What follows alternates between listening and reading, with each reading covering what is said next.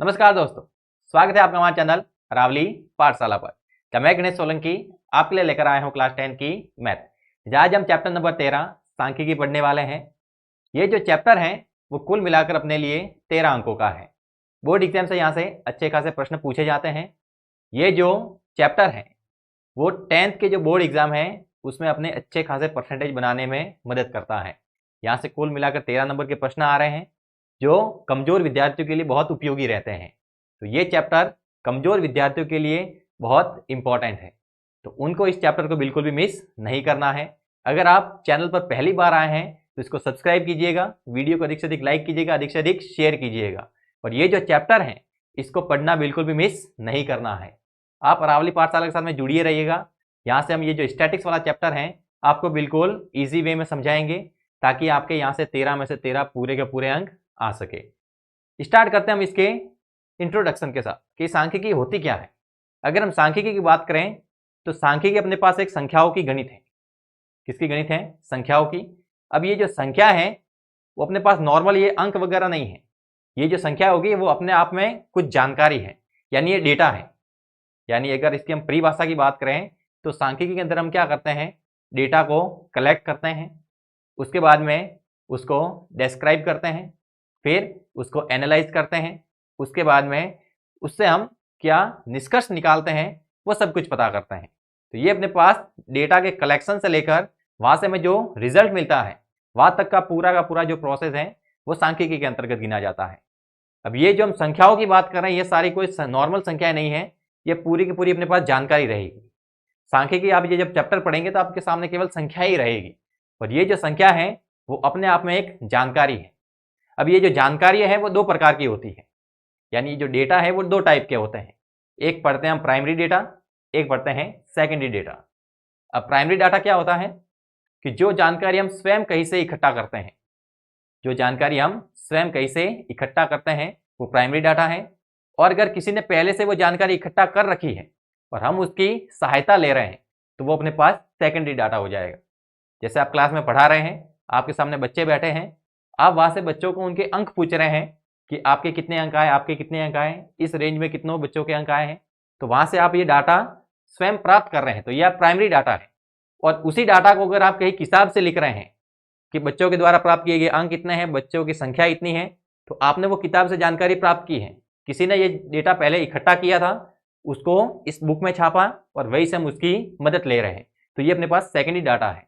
तो हम जो भी किताब के अंदर पढ़ते हैं वो सारा का सारा सेकेंडरी डाटा होता है, और जो जानकारी हम खुद कलेक्ट करते हैं वो प्राइमरी डाटा होता है।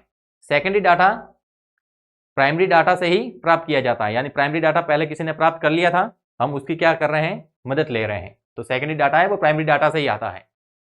तो उसके बाद में हम बात करें कि अपने पास कोई जानकारी है तो उस जानकारी को हम रिप्रेजेंट किस प्रकार से करेंगे।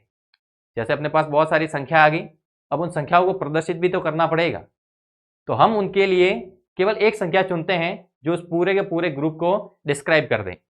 जो पूरा अपने पास ग्रुप था वहां से हम केवल एक संख्या चुनते हैं जो उस पूरे ग्रुप के अंदर जो जानकारी है उसको रिप्रेजेंट करेगी। तो वो जो संख्या है वो संख्या माध्य के द्वारा आती है, बहुलक के द्वारा आती है, या फिर माध्यक के द्वारा आती है। और ये जो चीजें हैं माध्य, माध्यक और बहुलक, इनको हम बोलते हैं केंद्रीय प्रवृत्ति की माप। यानी जो अपने पास डेटा था उस डेटा को रिप्रेजेंट करने के लिए हम केवल वहां से एक सिंगल डिजिट चुनते हैं, और जो सिंगल डिजिट है वो उस पूरे ग्रुप को रिप्रेजेंट करती है। तो पूरे ग्रुप को रिप्रेजेंट करने वाली ये जो संख्या है वो केंद्रीय प्रवृत्ति की माप कहलाती है। और ये जो केंद्रीय प्रवृत्ति की माप है वो माध्य होती है, माध्यक होती है, बहुलक होती है। आप आगे जाएंगे तो पग विचलन, मानक विचलन ये भी पढ़ेंगे, लेकिन फिलहाल हमें समझना है कि अपने पास केंद्रीय प्रवृत्ति की केवल 3 माप है, माध्य, माध्यक और बहुलक। मेजर जो माप होती है वो 3 ही गिनी जाती है, माध्य, माध्यक और बहुलक।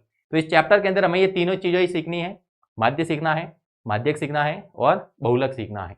अब ये चीजें होती क्या है एक बार इस पर थोड़ा सा ध्यान देते हैं कि अगर हम माध्य की बात करें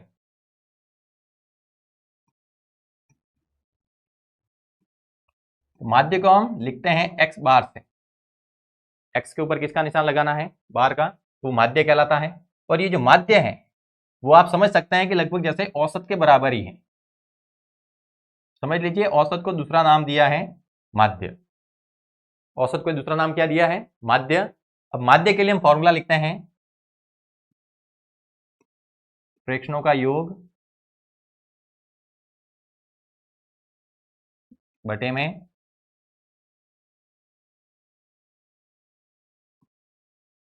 प्रेक्षणों की संख्या। प्रेक्षणों का योग बटे प्रेक्षणों की संख्या। जैसे हम पहले पढ़ते थे औसत के लिए कि राशियों का योग बटे में राशियों की संख्या, तो वहां से राशि हट गई है। राशि वहां पर क्या होती है? जो अपने पास सिंगल एक एक डिजिट होती है वो, और सेम यहाँ पर भी जो प्रेक्षण है वो वहां पर एक एक जो डिजिट होगी वो कहलाएगी। यानी एक एक जो अपने पास डिजिट है वो प्रेक्षण कहलाएगा। तो उन सभी का योग करना है और टोटल वो कितनी डिजिट है उन सभी का क्या देना है उसके अंदर? भाग। तब जाकर के आता है अपने पास माध्य। आप समझ सकते हैं कि औसत है वही माध्य कहलाता है। इसको रिप्रेजेंट करते हैं x बार के द्वारा। अगला हम पढ़ते हैं माध्यक। अगला क्या पढ़ते हैं? माध्यक। कि अपने पास कुछ अंक लिखे गए हैं, वो कुछ अंक है वो अपने पास डेटा के रूप में है, वो जानकारी अपने पास, वहां से उसका माध्यक निकालना है। तो उनको अगर हम एक आरोही क्रम के अंदर जमा देते हैं, एक हम बढ़ते हुए क्रम में जमाए, तो जो अंक बिल्कुल बीच में होगा वही अपने पास क्या कहलाएगा? माध्यक कहलाएगा।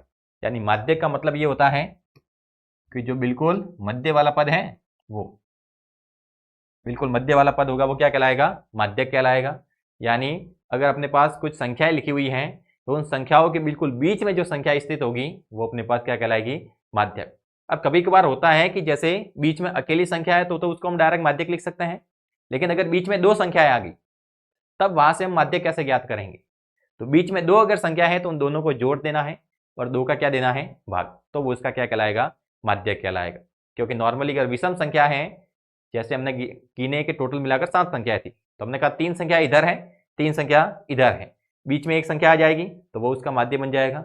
लेकिन अगर 8 संख्या है तो 3 संख्या इधर हो जाएगी 3 संख्या इधर हो जाएगी, बीच में कितनी संख्या रहेगी? 2 रहेगी। अगर इनको भी हम एक एक इधर इधर बांट दें तो बीच में कोई संख्या बचेगी नहीं। तो ऐसा नहीं करना है, बीच में कम से कम अपने पास एक या दो संख्याएं होनी चाहिए। तो 3 इधर से हटाई 3 इधर से हटाई, बीच में कितनी संख्या आ गई? 2। उन दोनों को ऐड कर देना है और 2 का क्या देना है? भाग। तो वो अपने पास क्या कहलाएगा? माध्यक कहलाएगा। आगे बात करते हैं बहुलक की, कि बहुलक क्या है?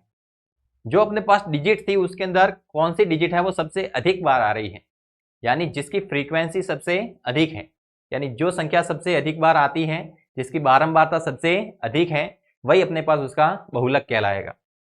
यानी कह सकते हैं जिसकी बारंबारता सबसे अधिक हो, जिसकी बारंबारता सबसे अधिक होगी वही अपने पास क्या कहलाएगा? बहुलक कहलाएगा। तो जो संख्या अपने पास सबसे अधिक बार आती है वो बहुलक कहलाएगी, जो संख्या बिल्कुल बीच में होगी वो उसका माध्यक कहलाएगी, और अगर हम सभी संख्याओं को जोड़ दें और टोटल संख्या कितनी है उसका भाग दे दें तो वो अपने पास माध्य आएगा। इससे रिलेटेड अपने पास कुछ सवाल हैं जिनको देख लेते हैं। पहला सवाल है अपने पास कि निम्न बंटन का माध्य ज्ञात कीजिए। अपने पास कुछ संख्याएं दे रखी हैं 1 3 5 7 9 11 13 15 17 19। वैसे ये अपने पास क्या है? कुछ डिजिट है। अगर इनको ध्यान से देखें तो ये अपने पास क्या है कि स्टार्टिंग की जो अपने पास 10 विषम प्राकृत संख्या है वो देखना 1 3 5 7 9 11 13 15 17 19, ये अपने पास विषम प्राकृत संख्या है। जो स्टार्टिंग की 10 विषम प्राकृत संख्या लिखते हैं वो अपने पास यही आती है। तो जैसे हमने कहा कि प्रथम 10 विषम प्राकृत संख्या, तो ये अपने पास क्या हो गया? एक जानकारी का ग्रुप हो गया, एक डाटा आ गया। उस डाटा को हमने यहाँ पर लिखा है, तो उस डाटा के अंदर अपने पास कुछ संख्या है, इसका हमें क्या ज्ञात करना है? माध्य। तो माध्य के लिए हम सिंपल सा फॉर्मूला लिखते हैं, माध्य बराबर आ जाएगा x बार। अब माध्य के लिए लिखते हैं प्रेक्षणों का योग बटे में प्रेक्षणों की संख्या, प्रेक्षणों का योग बटे प्रेक्षणों की संख्या। यानी इन सभी को ऐड कर देना है, इन सभी को क्या करना है? ऐड करना है।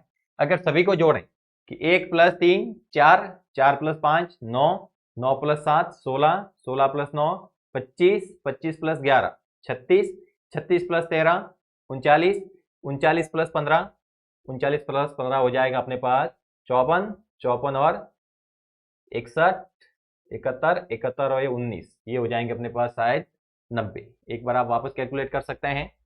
1 3 4 5 9 7 16 9 25, 25 11 36, 36 और 13 49, 49, 54, 64, 64, 17, 81 और 19, 100। माफ कीजिएगा, इसको सभी को ऐड करते हैं तो अपने पास योग कितना आता है, 100 आता है। और प्रेक्षणों की संख्या 1 2 3 4 5 6 7 8 9 10, टोटल मिलाकर संख्या कितनी है 10। तो 10 का क्या चला जाएगा भाग प्रेक्षणों का योग, मतलब सभी को जोड़ देना है। सभी को जोड़ा तो कितना आया 100 बटे में प्रेक्षणों की संख्या, यानी टोटल अपने पास संख्या कितनी है, तो संख्या थी टोटल मिलाकर 10, तो 10 का भाग दिया तो कितना आ गया 10। यानी ये जो बंटन है इसका माध्य कितना कहलाएगा, माध्य आ जाएगा इसका 10। ये जो सवाल है वो अपने पास 1 नंबर के अंदर छोटा क्वेश्चन पूछा जाएगा। ये छोटे प्रश्न है जो अपने पास ऑप्शनल के अंदर आते हैं, फिल इन द ब्लैंक्स के अंदर आते हैं, 1 नंबर के जो शॉर्ट क्वेश्चन होता है उसमें, तो ये कहीं पर भी पूछा जा सकता है। अगला है कि इसका भी माध्य ज्ञात करना है। संख्या है अपने पास 20, 36, 16, 18, 10। माध्य ज्ञात करना है, ऊपर प्रेक्षणों का योग लिखना है,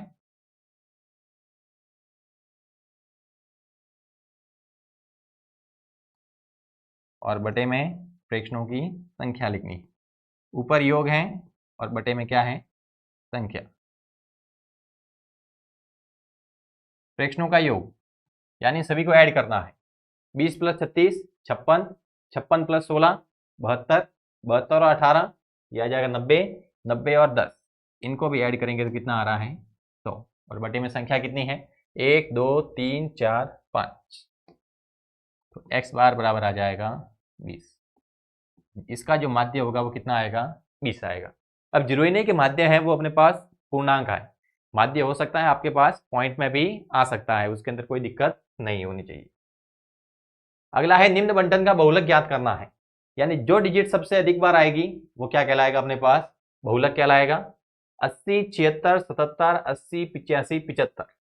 80 2 बार आ रहा है, 76 1 बार है, 77 1 बार है, 75 1 बार है, 85 भी 1 बार है, यानी केवल 80 है वो 2 बार आ रहा है, यानी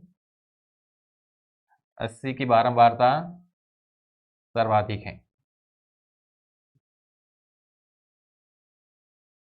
80 की बारंबारता सर्वाधिक है, अतः बहुलक कितना हो जाएगा, बहुलक हो जाएगा अपने पास 80। जो संख्या सबसे अधिक बार आती है वही उसका क्या कहलाता है बहुलक कहलाता है, तो यहाँ पर इसका बहुलक कितना आ जाएगा 80 आ जाएगा। अगला है कि इसका भी बहुलक ज्ञात करना है। संख्या है 7 9 5 10 7 9 1 7। देखना 1 1 बार है, 5 1 बार है, 7 3 बार है, 9 2 बार है और 10 1 बार है। सबसे अधिक बारंबारता किसकी आ रही है, सबसे अधिक बारंबारता आ रही है 7 की। अगर आप इसको लिखें अपने पास यहाँ पर संख्या है और यहाँ पर उसकी क्या है बारंबार।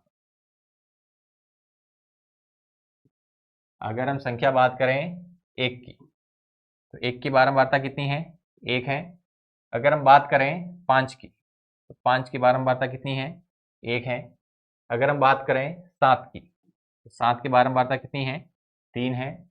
फिर बात करें 9 की, 9 की बारंबारता अपने पास कितनी है 1 और 2।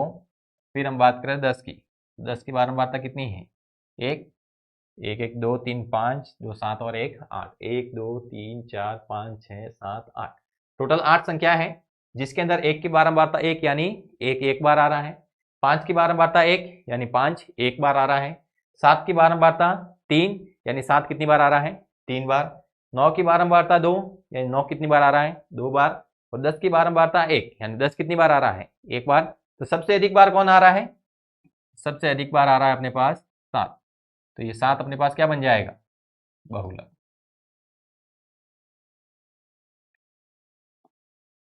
तो जिसकी बारंबारता सबसे अधिक आती है वो अपने पास क्या कहलाता है बहुलक कहलाता है। अगला है कि निम्न बंटन का माध्यक ज्ञात कीजिए। संख्या है अपने पास 17, 12, 20, 14, 25, 16, 6। तो पहले तो इनको आरोही क्रम में जमाना पड़ेगा। बहुलक के लिए आरोही क्रम में जमाने की जरूरत नहीं होती, माध्य के लिए भी आरोही क्रम में जमाने की जरूरत नहीं होती, लेकिन जब माध्यक निकालते हैं तो वहां पर हमें उसको आरोही क्रम में जमाना पड़ेगा, आरोही क्रम में व्यवस्थित करना पड़ेगा।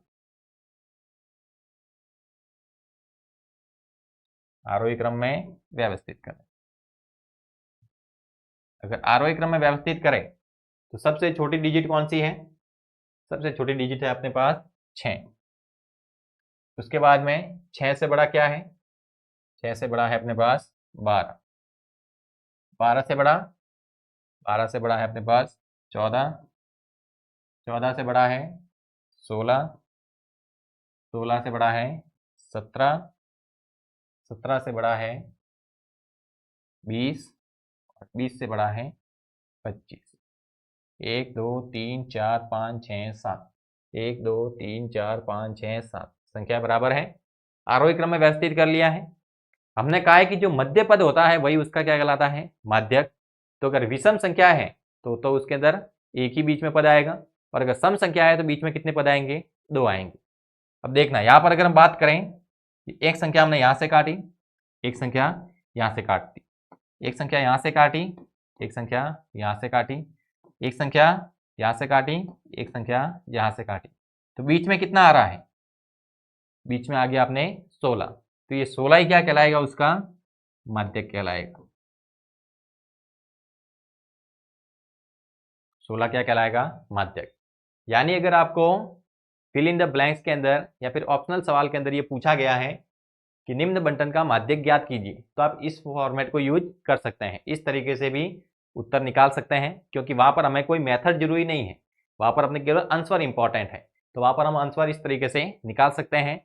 अगर ये आपको 1 नंबर के अंदर पूछा है तो वहां पर हमें लिखना पड़ेगा कि जो n है, n यानी पद, n यानी पद, पद कितने हैं? 1 2 3 4 5 6 7, 7 हैं। अब 7 यानी विषम है। जब n बराबर विषम होता है तो वहां पर जो माध्यक होता है वो हम लिखते हैं माध्यक बराबर n प्लस 1/2 पद, n प्लस 1/2 पद। n की जगह कितना रखना है? 7 रखना है। 7 प्लस 1/2 7 प्लस 1 कितना आ जाएगा? 7 प्लस 1 आ जाएगा 8/2। तो ये आ जाएगा 8/2 यानी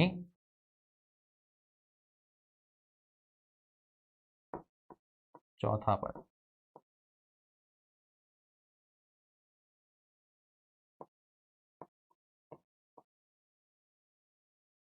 आठ बटे दो यानी कौन सा पद हो जाएगा? 4था पद। और चौथा पद क्या है? 1 2 3 4। चौथा पद भी अपने पास क्या आ रहा है? 16। ये कहलाएगा उसका माध्यक। तो अगर 1 नंबर के अंदर सवाल पूछा है तो आपको ऐसे करना है कि इसके अंदर n है वो सम है या विषम है। विषम है तो अपने लिए जो माध्यक होगा वो कौन सा होगा? n प्लस 1/2 पद। तो n प्लस 1/2 पद है वो अपने पास क्या कहलाएगा? माध्यक। n बराबर 7 था तो 7 प्लस 1/2 पद, तो 7 प्लस 1 8, 8/2 यानी 4। यानी 4 नंबर पर जो पद होगा वही अपने पास क्या कहलाएगा? माध्यक। माध्यक 4 नहीं होगा, ये 4 नंबर पे जो पद आएगा वो अपने पास क्या रहेगा? माध्यक। हमने पीछे लिखा है n प्लस 1/2 वा पद, यानी इतने नंबर पर जो पद आएगा वही अपने पास क्या रहेगा? माध्यक रहेगा। अगला क्वेश्चन देखते हैं। माध्यक ज्ञात करना है। बंटन दिया है 7 12 10 15 5 6। पहले तो आरोही क्रम में व्यवस्थित कर देते हैं।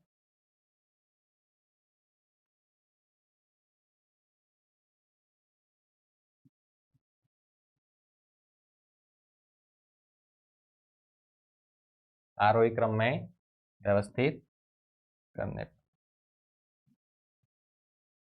आरोही क्रम में व्यवस्थित किया तो सबसे पहले छोटी संख्या हो जाएगी 5, फिर 6, फिर 7 10 12 15।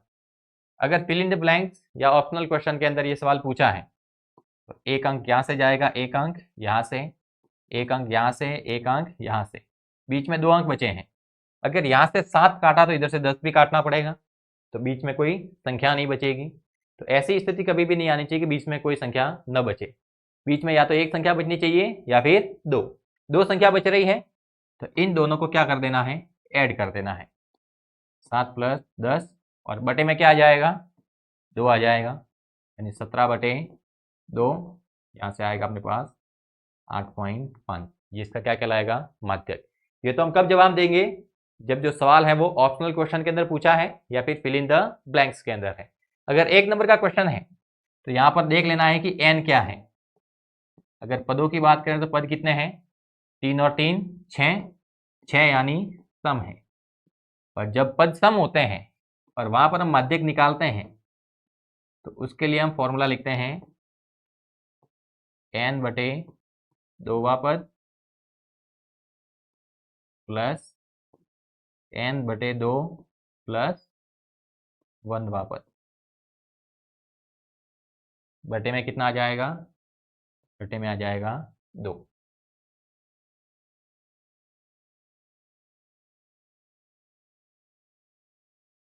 अगर यहां पर हम मान रखें तो माध्यक बराबर n/2, n है 6 तो हो जाएगा 6/2 पद प्लस n/2 प्लस 1 पद, यानी ये हो जाएगा 6/2 प्लस 1 पद, और पूरा बटे में कितना आ जाएगा, 2।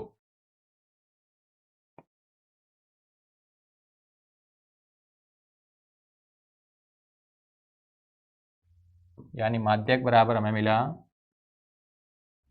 n/2 पद, यानी 6/2, तो तीसरा पद ये हो जाएगा 6/2, यानी तीसरा पद प्लस 6/2 3 + 1, तो ये हो जाएगा 3 + 1 पद।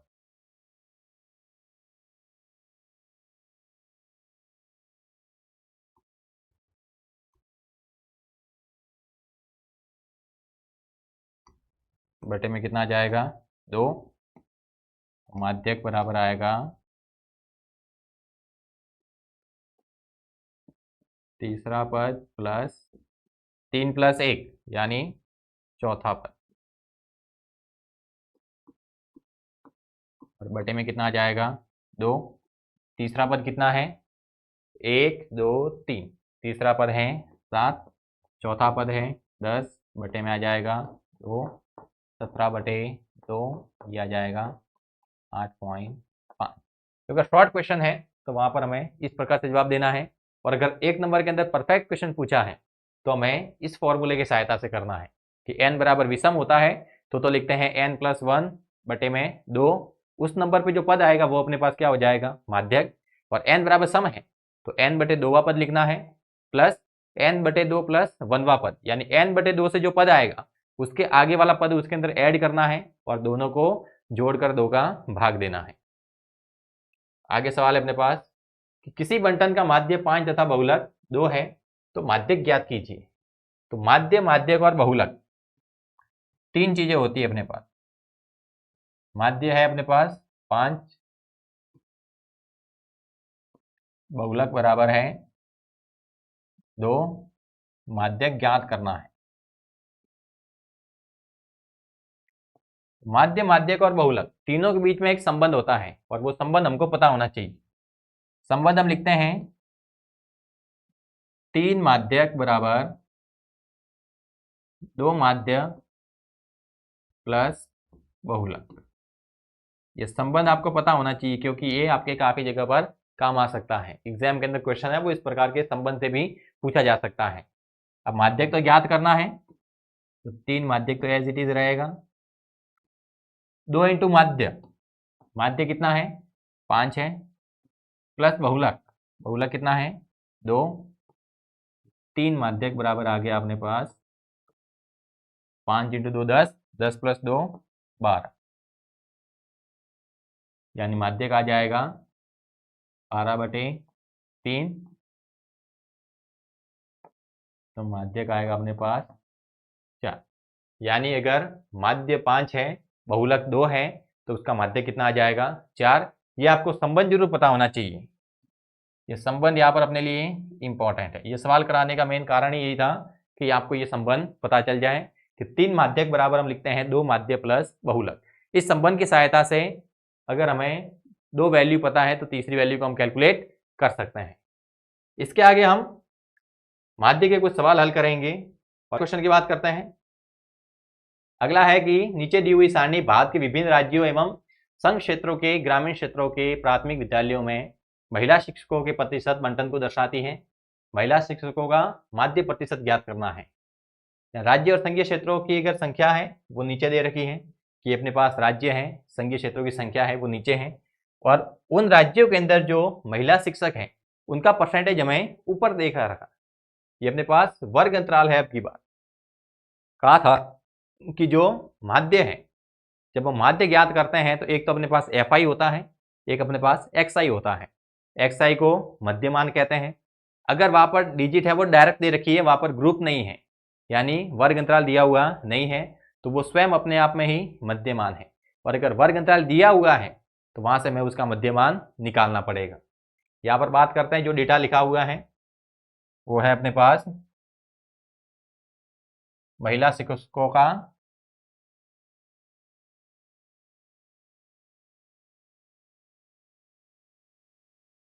प्रतिशत।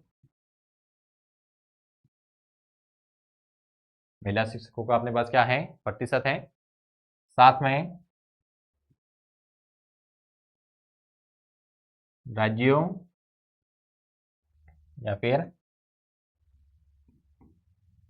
अब चाहे तो इन सभी को अगर आप न लिखें तो भी कोई चिंता की बात नहीं है। अगर आप इनको नहीं लिखते हैं, इसके जगह आप शॉर्ट रूप इस्तेमाल करते हैं, ऊपर अपने पास ये वर्ग अंतराल है, तो आप चाहे तो यहाँ पर लिख सकते हैं कि ये सीधा वर्ग अंतराल है।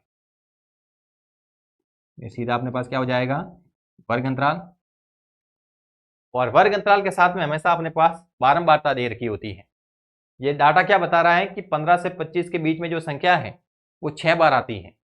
15 से 25 के बीच में जो भी संख्या होगी वो कितनी बार आएगी, 6 बार आएगी। यानी 6 बार, तो 6 क्या है, बारंबारता है। तो यहाँ पर हम लिख सकते हैं ये अपने पास बारंबारता हो जाएगी। और बारंबारता को किससे लिखते हैं, FI से। वर्ग अंतराल की बात करें, लिखा हुआ है 15 से 25, फिर है अपने पास 25 से 35, फिर है 35 से 45, फिर 45 से 55, फिर 55 से दे रखा है 65, फिर 65 से 75, 75 से 85, और बारंबारता दे रखी है 6, 11, 7, 4, 4, 2, 1। अब ये वर्ग अंतराल है, वहां से हमें मध्यमान निकालना पड़ेगा, यानी XI की वैल्यू निकालनी पड़ेगी। मध्यमान इसे हम कहते हैं XI। अब ये मध्यमान है, इसी को वर्ग चिन्ह बोला जाता है, ये ध्यान रखना, क्योंकि एग्जाम के अंदर अक्सर सवाल आता है कि वर्ग अंतराल दे रखा होगा और उसका वर्ग चिन्ह पूछेंगे, तो ध्यान रखना है जो मध्यमान होता है वही उसका वर्ग चिन्ह भी कहलाता है। तो 15 और 25 का मध्यमान, यानी 15 और 25 के बीच में क्या आता है, तो नॉर्मली देखें तो 15 और 25 के बीच में 10 का गैप है, यानी जो बीच वाली संख्या होगी वो 5 संख्या छोड़ के आएगी, यानी बीच में जो संख्या आएगी वो बन जाएगी 20। अगर ऐसे नहीं पता करते हैं तो दूसरे तरीका ये सोच सकते हैं कि इन दोनों को जोड़ देना है। आगे वाली संख्या है वो लोअर लिमिट होती है, पीछे वाली संख्या है वो अपर लिमिट होती है। तो 15 से 25 के बीच में, तो 15 और 25 को ऐड कर देना है, कितना आ जाएगा, 40 आ जाएगा। 2 का भाग देना है, कितना आ जाएगा, 20। वैसे 25 और 35 को ऐड करना है, तो ऐड करेंगे तो आएगा 60, 2 का भाग देंगे तो आ जाएगा 30। फिर 45 और 35 को जोड़ना है, 80 आ जाएगा, 2 का भाग देंगे तो 40, वैसे ये आ जाएगा 50, ये आ जाएगा 60, ये आ जाएगा 70, ये आ जाएगा 80। XI के मान मिल गए। फिर अगला हम यहाँ पर जो पद लिखते हैं, अगला जो हम पद लिखेंगे वो अपने पास FI और XI का गुणा होगा। FI और XI का गुणा करते हैं, अगर FI और XI का क्या करते हैं, गुणा, एक बार के लिए यहाँ पर हम क्या कर देते हैं, FI और XI का गुणा कर देते हैं। जब FI और XI का गुणा कर रहे हैं मतलब वो जो विधि है वो प्रत्यक्ष विधि है, यानी हम ये जो FI और XI का गुणा करके जो माध्य निकाल रहे हैं वो अपने पास प्रत्यक्ष विधि से माध्य कहलाएगा। तो पहले तो इसको हम प्रत्यक्ष विधि से हल करेंगे, फिर इसके अंदर हम एक दूसरा मेथड भी यूज करने वाले हैं। यहाँ पर हम FI और XI का गुणा कर देते हैं।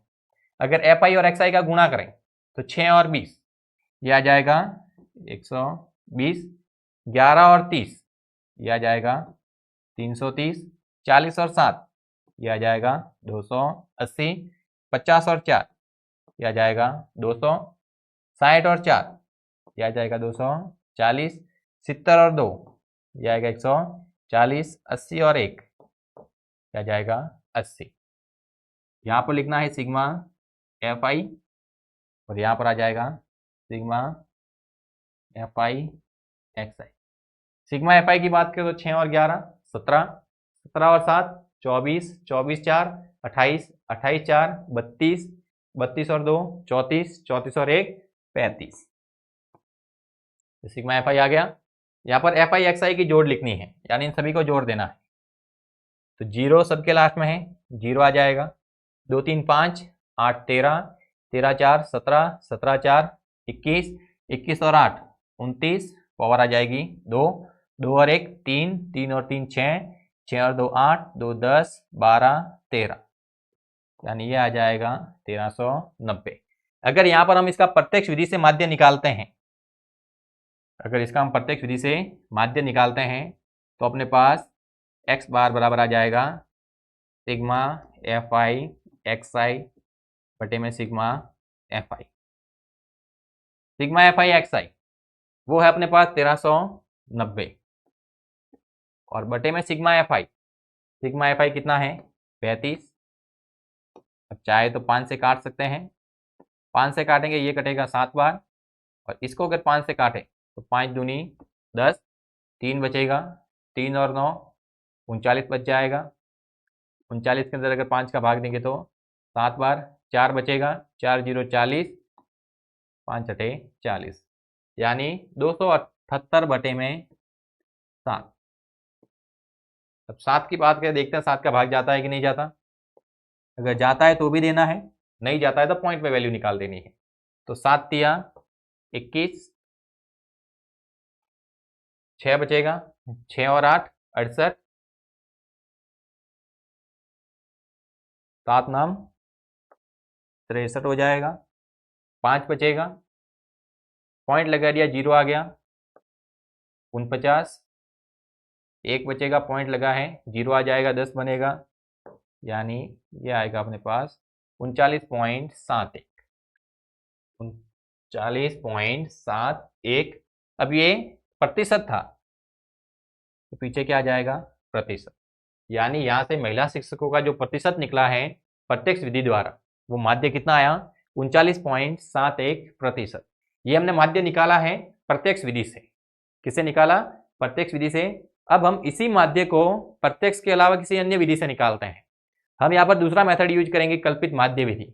जिसका आंसर याद रखना है कितना है 39.71। हम यही उत्तर है वो दूसरे मेथड से ज्ञात करने की कोशिश करते हैं।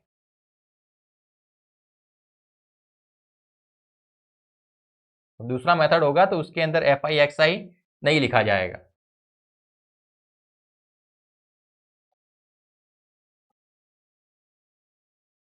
वहां पर XI के बाद में हमें अगला ज्ञात करना पड़ेगा DI। XI के बाद में अगला क्या ज्ञात करना पड़ेगा DI। अब वो DI कैसे आता है? वो DI आता है XI में से A को घटाने पर, कि XI में से A को घटाना है। अब ये A क्या है?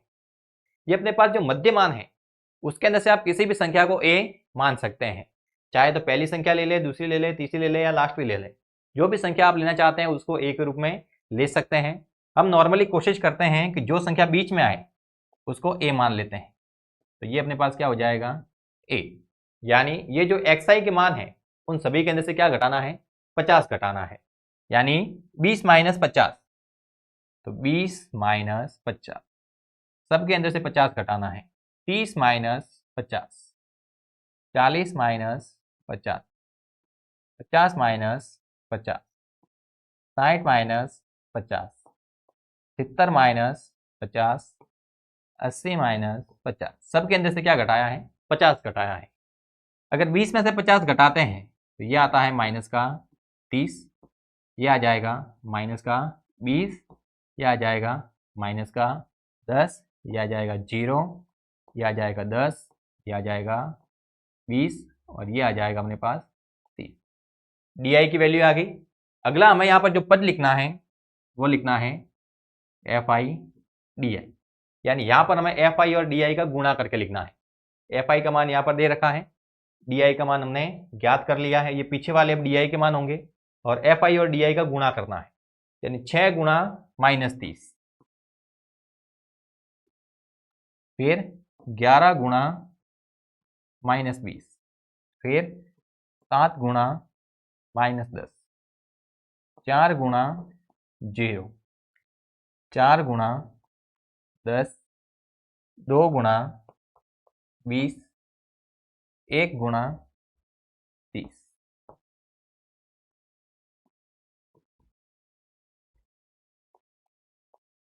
गुणा करें 6 इंटू -30, -180 आ जाएगा।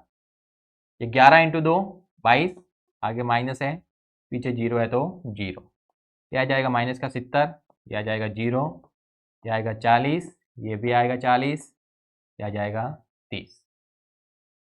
यहाँ पर अगर हमें इसका माध्य निकालना है तो उसका जो फॉर्मूला है वो कुछ इस प्रकार होता है कि x बार बराबर a प्लस, क्योंकि यहाँ पर हमने a घटाया है तो ध्यान रखना है फॉर्मूले के अंदर a को ऐड करना है, यानी यहाँ पर जिस मेथड के अंदर आगे बढ़ते हैं तो उस मेथड के अंदर जो भी हम स्टेप बढ़ा रहे हैं उसके अंदर क्या चेंज कर रहे हैं उसका उल्टा चेंज वापस यहाँ पर कर देना है। a को घटाया था तो a को क्या कर देना है? जोड़ देना है। अब a को घटाया था तो xi की जगह di निकाला था, तो अब xi नहीं आएगा, अब आ जाएगा सिग्मा fi di, और fi xi के बटे में सिग्मा fi था तो इसके बटे में भी क्या रहेगा? सिग्मा fi, यानी एक तो हमें सिग्मा fi ज्ञात करना है जो अपने पास कितना है 35 है, और एक ज्ञात करना है सिग्मा fi di। तो fi di के ये मान आए हैं, इन सभी को जोड़ देना है। सिग्मा fi di, इन सभी को ऐड करें तो ऐड करने के लिए आप क्या काम कर सकते हैं कि माइनस वाली संख्याएं जोड़ दें और प्लस वाली संख्याएं जोड़ दें, बाद में दोनों का रिजल्ट देख लेंगे। माइनस वाली संख्याएं जोड़ें, -180 और माइनस का 220, ये हो जाएगा 400 और माइनस का 70, यानी माइनस के अंदर आ जाएगा, माइनस के अंदर आएगा 470, और प्लस की बात करें 40 40 80 और 30 110, प्लस का 110। ऐसा रिजल्ट देखें तो बड़ी संख्या माइनस की तो रिजल्ट भी माइनस में, और 470 में से 110 जाएगा तो आएगा माइनस का 360, यानी अगर इनको हम ऐड करें एफ आई डी आई को तो वो अपने पास आ जाएगा -360। अब ये सारी वैल्यू पुट कर देता है यहाँ पर, x बार बराबर एक ही जगह कितना पुट करना है 50 plus sigma F I D I वो आया है माइनस का 360, और बटे में सिग्मा एफ आई 35, 360 में 35 का भाग देना है, 50 प्लस माइनस का गुणा होगा माइनस आ जाएगा, 360 बटे में 35, 360 में अगर हम 35 का भाग दें 5 से कटता है, 7 बार कटेगा, ये 5 सते 35, 72 आ जाएगा, यानी 72 बटे 7, यानी x बार बराबर आ जाएगा 50 माइनस 72 बटे 7। 7 से काटा है, आपके 5 से काटा है, ये कटा 72 बार, ये कटा 7 बार, तो 72 में अगर 7 का भाग देते हैं, 72 में किसका भाग देना है? 7 का।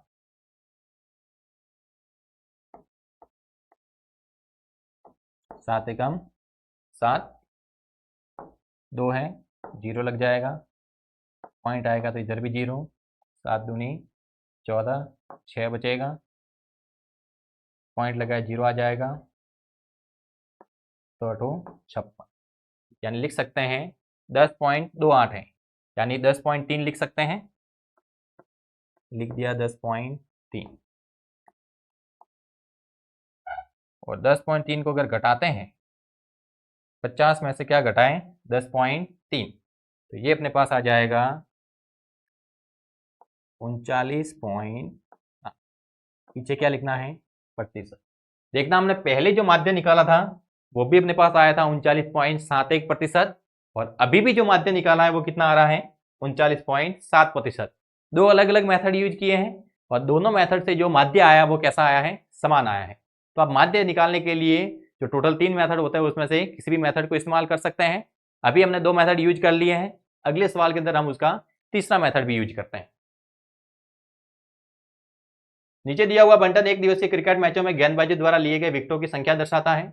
उपयुक्त विधि चुनते हुए लिए गए विकेटों का माध्य ज्ञात कीजिए। यह माध्य क्या सूचित करता है? ऊपर अपने पास विकेटों की संख्या है जो कि वर्ग अंतराल है, तो यहां पर हम लिख सकते हैं कि ये अपने पास वर्ग अंतराल है, या हो जाएगा वर्ग अंतराल। और काय के 20 से 60 के बीच की संख्या है वो 7 बार आती है, यानी नीचे वाले जो मान है वो बारंबारता है। तो यहां से आप डायरेक्ट ये भी याद रख सकते हैं कि वर्ग अंतराल के साथ में हमेशा बारंबारता जुड़ी हुई आती है। बारंबारता को किससे लिखते हैं? FI से लिखते हैं। वर्ग अंतराल क्या है? 20 से 60, 60 से 100, 100 से 150, 150 से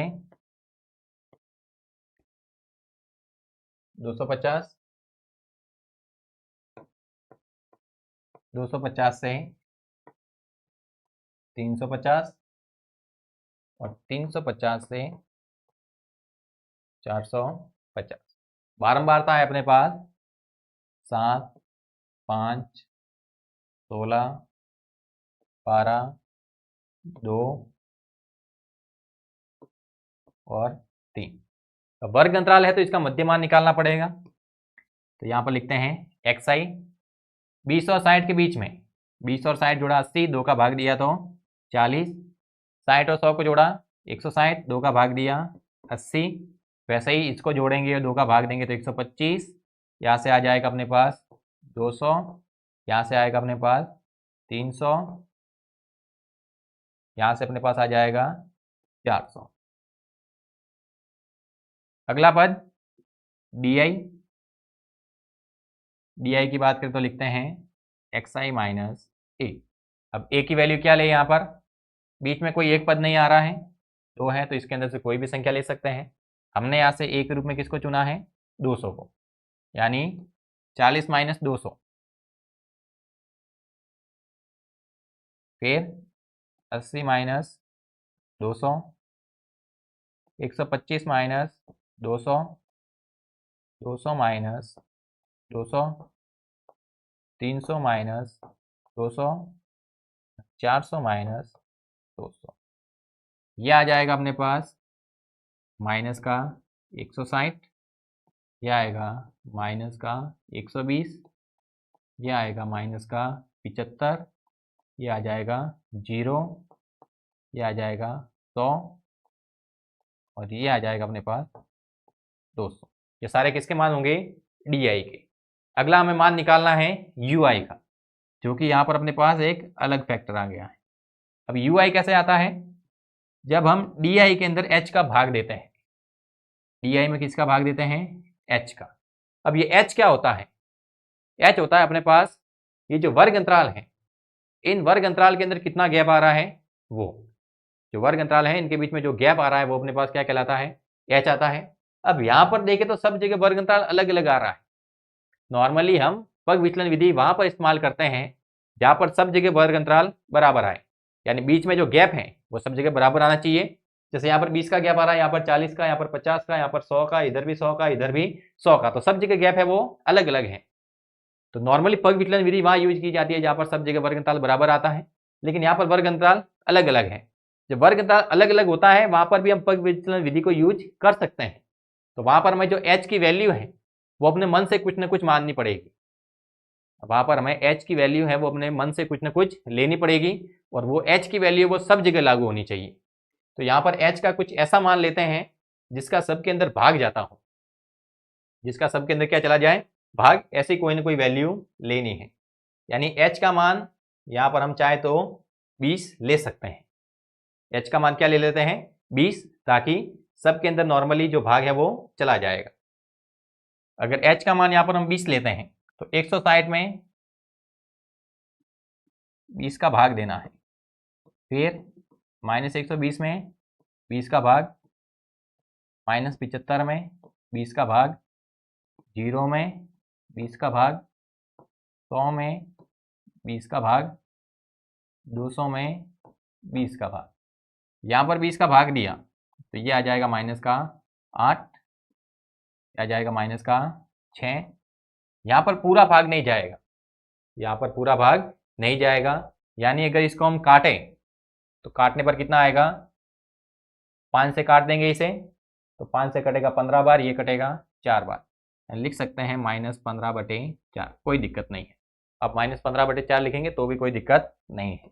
क्या जाएगा 0, ये 20 का भाग दिया आ गया 5, यहाँ पर 20 का भाग देंगे कितना आ जाएगा 10।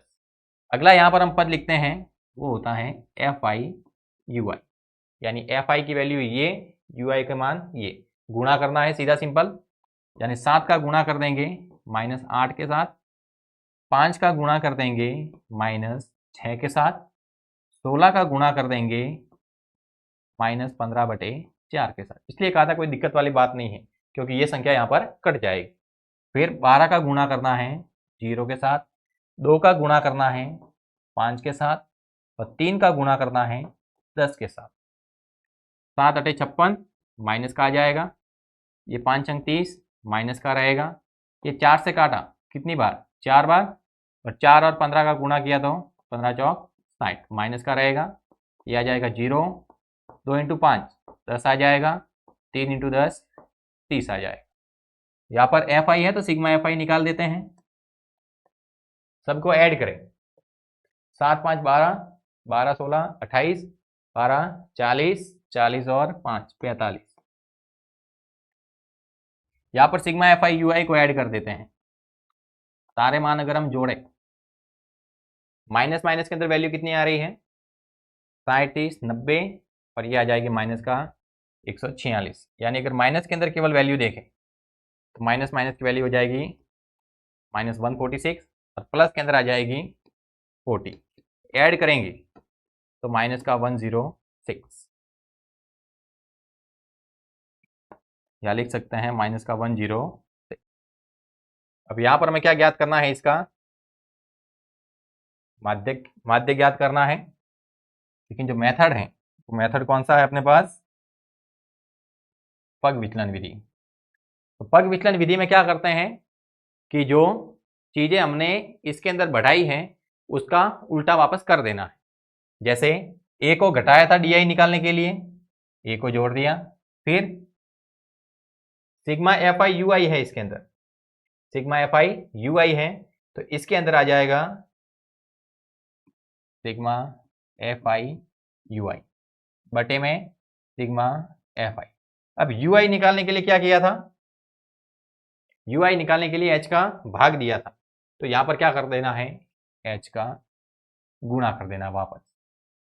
x बार बराबर a की वैल्यू क्या ली थी, a की वैल्यू की बात करें तो a की वैल्यू हमने ली थी 200, और h का मान कितना लिया था, h का मान सब जगह कितना लिया है 20 लिया है, तो a बराबर आ जाएगा 200 प्लस सिग्मा FI/UI माइनस का 106, सिग्मा FI 45, और गुणा में h का मान कितना लिया है 20 लिया है, तो x बार बराबर आ जाएगा 200 प्लस माइनस गुणा माइनस 106 बटे 45, गुणा में आ जाएगा 20।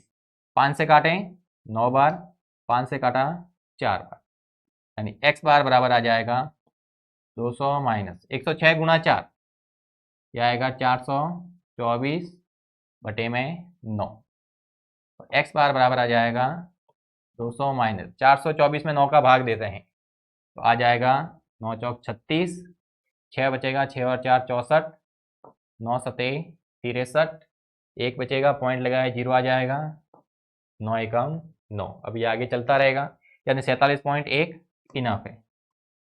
200 में से अगर घटाना है तो ये आ जाएगा 152.9। 152.9, एक जोड़ेंगे 53 हो जाएगा, 47 जोड़ेंगे 200 आ जाएगा, यानी माध्य आया 152.9। अब इसके अंदर जो यूनिट शामिल करनी है वो क्या रहेगी? अब ये अपने पास क्या थी? विकेटों की संख्या थी, तो ये अपने पास 52.9 क्या रहेंगे? विकेट रहेंगे। इसका मतलब क्या हुआ? सवाल में पूछा था, ये डाटा क्या बता रहा है? माध्य क्या सूचित कर रहा है कि यहां पर अगर हम कहें कि जो 45 गेंदबाज हैं वो एक दिवसीय के अंदर विकेट ले रहे हैं, तो हम कह सकते हैं प्रत्येक गेंदबाज ने माध्य रूप से 152.9 विकेट प्राप्त किए हैं, यानी उन सभी गेंदबाजों के लिए 152.9 है, उनका प्रतिनिधित्व करेगा। यानी कह सकते हैं कि यहाँ पर प्रत्येक इंडिविजुअल की बात करें तो वहां पर कहा जा सकता है कि 152.9 विकेट प्राप्त कर रहा है औसत के रूप में। तो यहाँ पर हमने तीनों मेथड पढ़े हैं, प्रत्यक्ष विधि पढ़ी, कल्पित माध्य विधि पढ़ी और पग विचलन विधि पढ़ी। तीनों विधि के द्वारा माध्य ज्ञात किया। माध्य किस प्रकार से ज्ञात करते हैं, बहुलक किस प्रकार से ज्ञात करते हैं, इनके जो डिटेल क्लास है वो अपने अगला जो भाग रहेगा उसके अंदर पढ़ी जाएगी। यहाँ पर हमने माध्य और बहुलक और माध्यक तीनों के बीच में संबंध भी पढ़ा है। माध्य, बहुलक और माध्यक तीनों चीजों के लिए जो शॉर्ट क्वेश्चन होते हैं वो किस प्रकार से आते हैं वो भी पढ़ा है। माध्यक और बहुलक से रिलेटेड अपने जो बड़े सवाल होंगे वो हम आगे वाली क्लास के अंदर पढ़ने वाले हैं। इसका जो अपना नेक्स्ट पार्ट होगा उसके अंदर हम प्रश्नावली 13.1 के अंदर जो माध्य है उसको पढ़ेंगे। तीनों विधियों के द्वारा वहां पर जो सवाल दिए हैं उनको हल करेंगे। तो उस क्लास के साथ में आपको जुड़ जाना है। तब तक के लिए वीडियो को अधिक से अधिक लाइक करना है, अधिक से अधिक शेयर करना है, और चैनल पर पहली बार आए हैं तो उसको सब्सक्राइब किए बिना नहीं जाना है। मिलते हैं नेक्स्ट क्लास में, तब तक के लिए धन्यवाद, टेक केयर।